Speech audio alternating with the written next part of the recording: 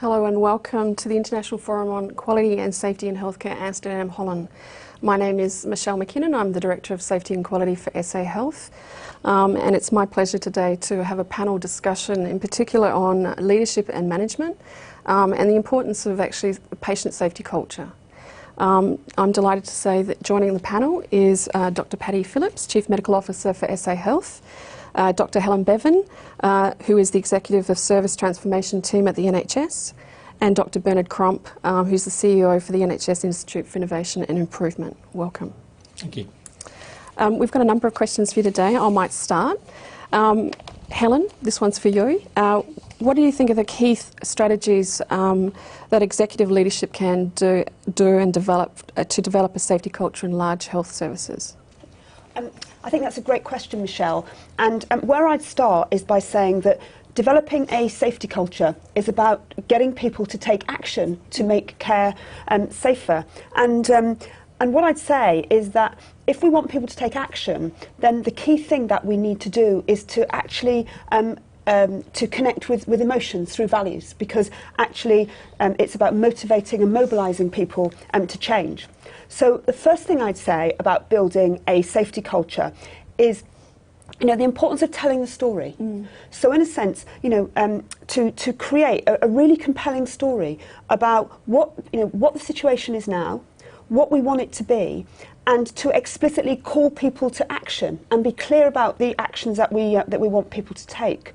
So I think it's very important that we're working with data. So we understand, where are the harms that are happening at the moment? What are the possibilities for the future?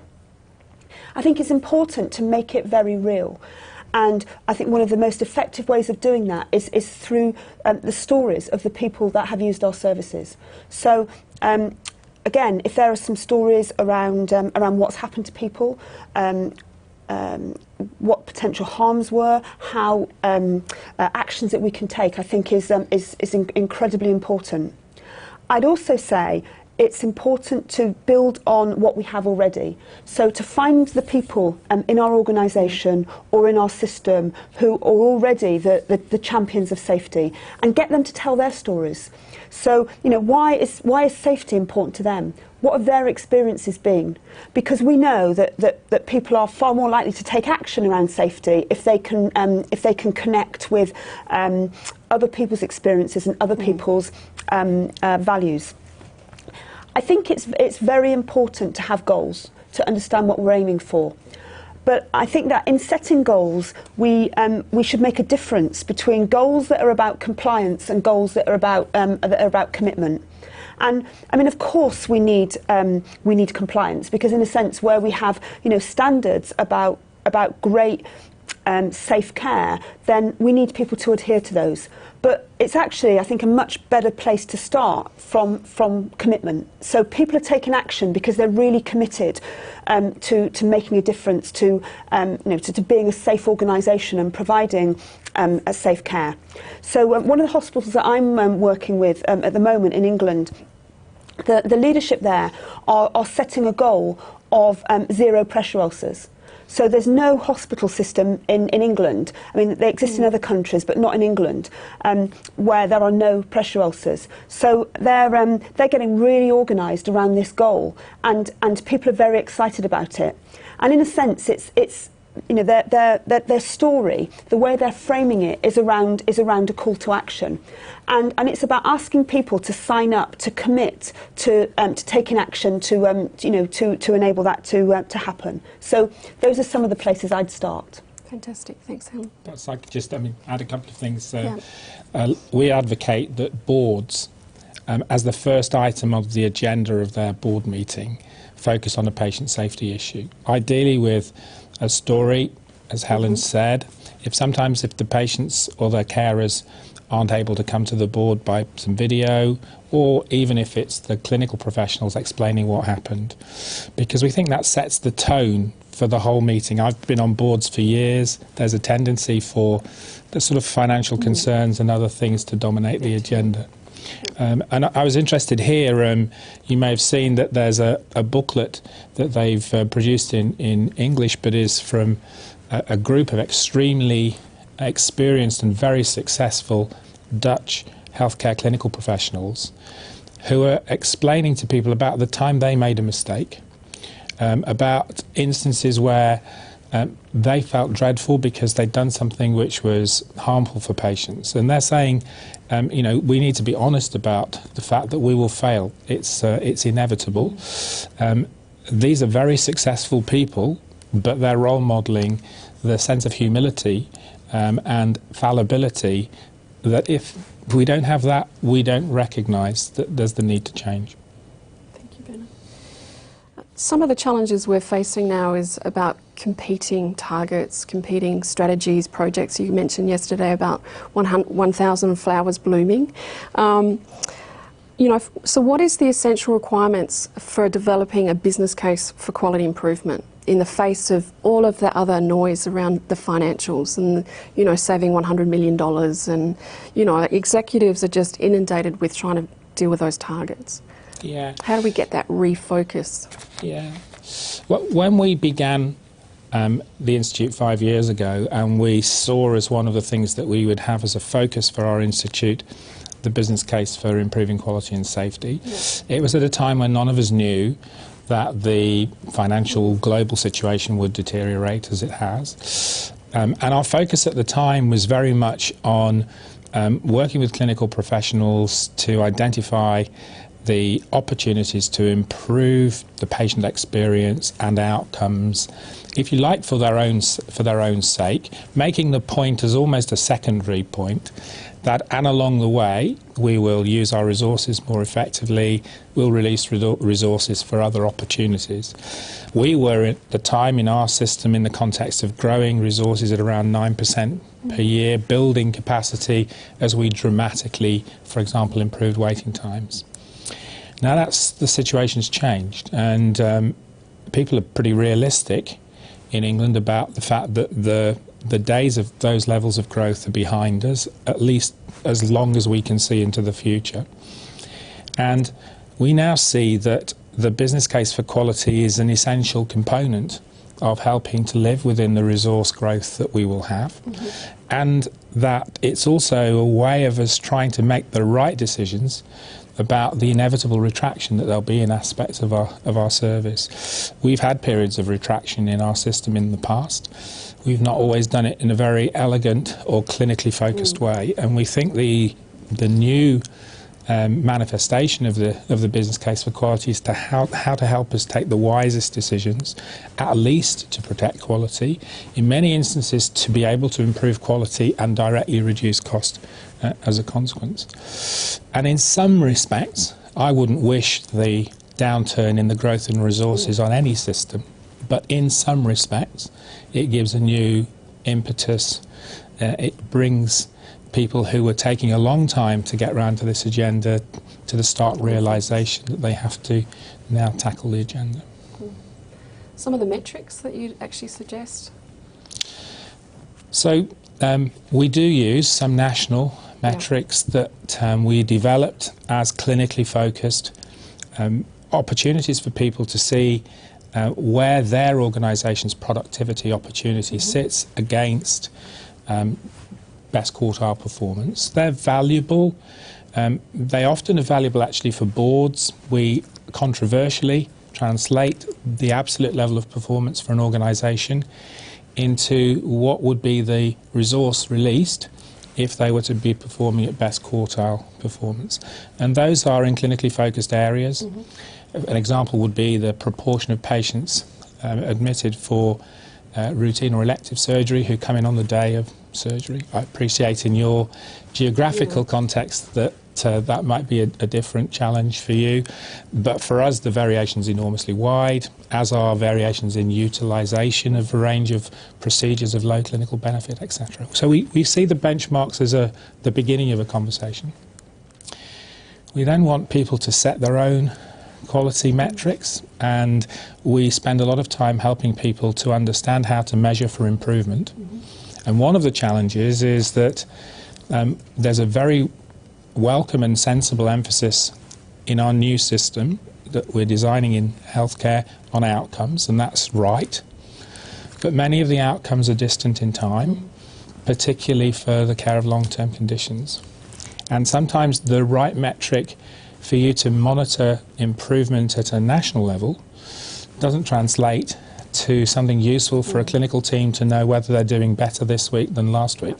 So we're involved in some work to try and create what I would call the Russian dolls that have the right metrics to tell whether outcomes are improving nationally, but at each intermediate level, down to the clinical team, are translated into meaningful measures that are accepted by local clinicians as being a good way of measuring their performance. And my contention is that if you give people the opportunity to choose those measures and above a minimum standard to set their rate of ambition, how quickly they will want to improve that particular metric, and in a way in which takes account of their own local starting position, they will make a promise to their local population, the sum of which would be a greater improvement than you would ever dare mandate from the centre. Yeah. Yeah, fantastic. Maybe I could expand a little bit on the call to action idea. One of the things that SA Health has been doing is trying to engage the staff, but we've had a lot of change, we've had a lot of reform, there's financial stringency. What strategies do you recommend for engaging people when there's a degree of change fatigue? So the first thing I'd say is we need to be really clear on what the story is. So, I mean, some of the work that Bernard and I have been involved in England is around, what's the narrative, what's the story for quality improvement and cost improvement together? Because, one of the things that happens is that a lot of staff don't believe that it's possible to reduce cost by improving quality. In fact, they think the opposite. They think that, quality costs more. So in a sense, we've got to create the stories, that engage people, that actually, put that context across. So one of the schemes that we're involved in, for instance, is productive ward releasing time to care, and this is a programme that is happening across the whole of England. Over half of all the frontline clinical teams in hospital wards have now introduced this improvement programme. And one of the key things around this is to get the narrative around it right. That in a sense it is about improving quality. It's about enabling our clinical staff to spend more time on direct patient care. But it saves costs. It reduces absenteeism. It reduces agency costs. It means that people stay in hospital for a shorter period of time. It reduces the costs that are related to many of the harms that it helps to overcome. So really, so much of this is about telling the story. And part of the problem, if we don't tell the story as leaders, then somebody else will tell an alternative one, and it isn't necessarily the one that we want we want people to hear. And I mean the great thing I think that we have with our workforce, whether it's the English National Health Service or in SA, is that I think we probably have the most intrinsically motivated workforce in the world.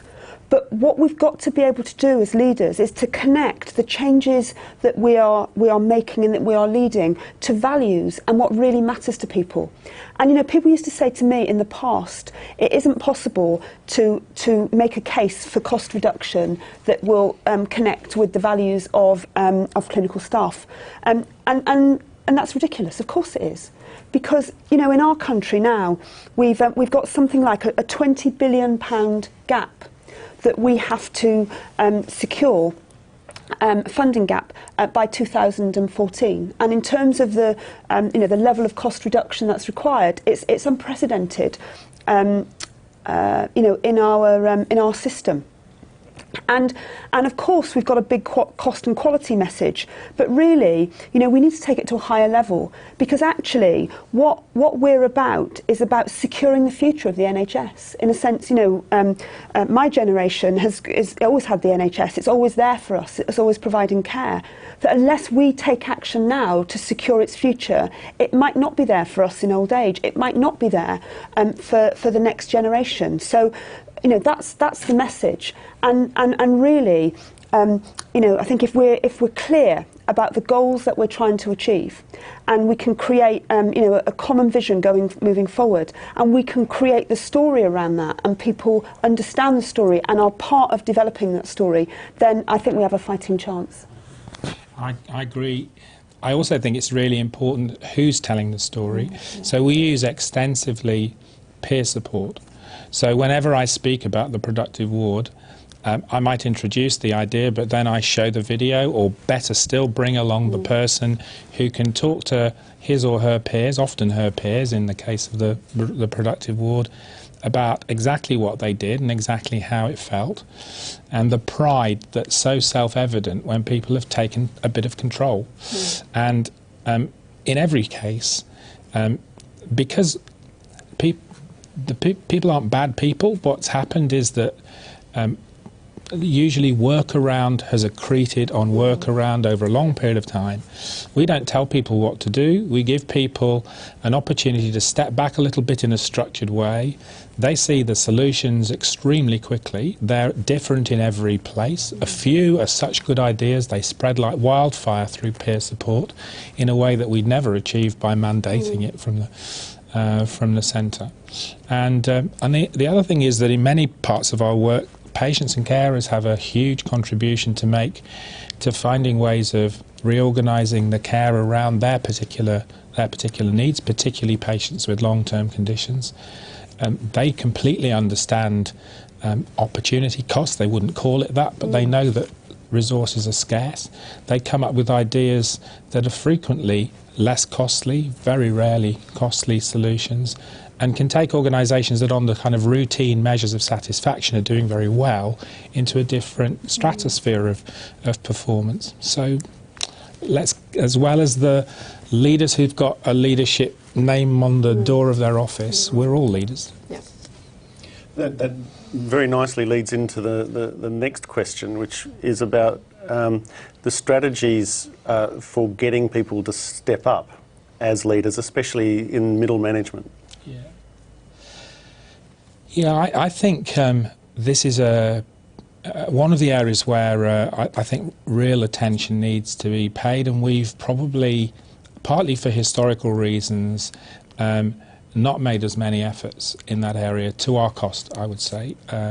So for historical reasons, the Institute's role in relation to leadership has a focus very early in people's careers who are joining for the first time as graduates wanting to lead in the system. And we now work extensively with clinical leaders, so all new medical students are learning about the skills of leadership, team working even before they qualify, learning about improvement before they graduate, and that's structured through their training. But for historical reasons, we then say goodbye to people in the middle of their careers, and we only engage again as an institute with them when they're ready to be on boards. And the strategic health authorities and the local organisations are giving far more attention to supporting their middle managers. But middle managers have a really, really difficult job in making things happen on a day-to-day basis. They're often the focal point of the sort of contradictory pressures that people are under. So we're trying in our work with the graduates to make sure that they all learn enough of the skills before they become middle managers. But I think we've still got more to do in making sure that our current cadre of middle managers understand what their role might be, how they can rely on some of their clinical colleagues to share the load with them, and how important this agenda is for a rounded sense of success for their organisation. We've got more to do. I guess the other thing is how do you incentivise it? Is it, I mean, what are going to be your strategies for that? I mean... So I always like to say that virtue is its own reward, and I think that is I think intrinsic motivation and intrinsic incentives are really, really important.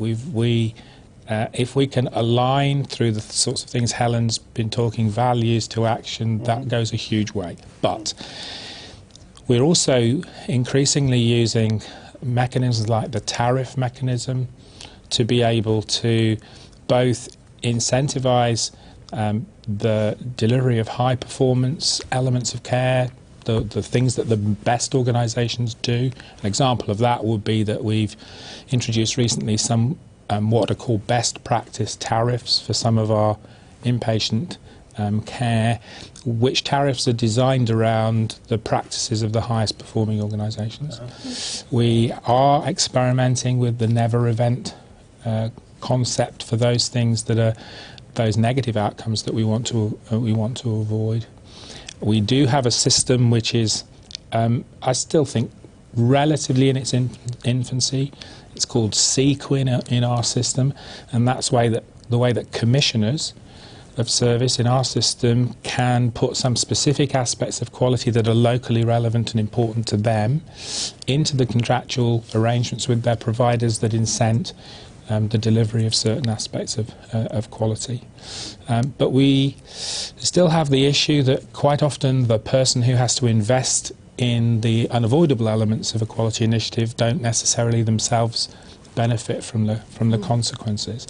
So we encourage all of the NHS organisations that serve the same population to sit down and plan some of this together, to decide how they'll take the benefits together.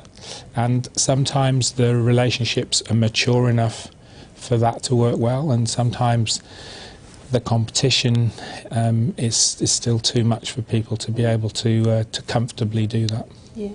So, and I would agree with Bernard, and I absolutely agree with the first thing that Bernard said. You know, about values versus incentives.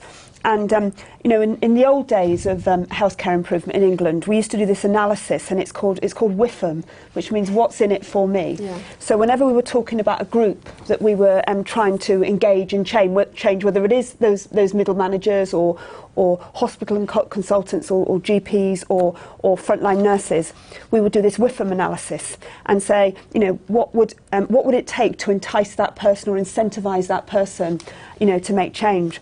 But a lot of the work that we've been doing around mobilising, you know, learning from the great leaders of social movements, community organisers, you know, one of the things that we have learned from that group of people is it's very difficult to create change and to sustain change just by appealing to interests. You know, it's not the level, you know, understanding what somebody's interest is and meeting that interest isn't enough. That we have to get to that level of values and you know, and connect at that more fundamental level if we're going to create sustainable change. And what I'd also agree with Bernard about is this is about aligning.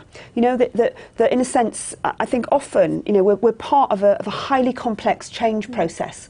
And we think that we can make like an intervention at point A and an intervention at point B, and everything will go rationally and logically to plan. And you know, we have complex adaptive systems. So we need to really think about you know, at a policy level, you know, what are the things that we want to make happen, and what are the payment mechanisms, if you like, the policy mechanisms and goals that we need, and how do we line those up with payment systems, with training systems, with engaging systems. And I think, you know, as leaders, we need to become much more skilled at large scale change and thinking through on a systematic basis. You know, the variety of things that we need to put together to create the foundations for change to happen. Great. Well, thank you for your time and effort. I know you've got a very busy schedule here in Amsterdam, so we really appreciate you taking the time to talk to us today. So thank you, Helen. It's a pleasure. Good luck in South Australia. Thank you. Bye-bye.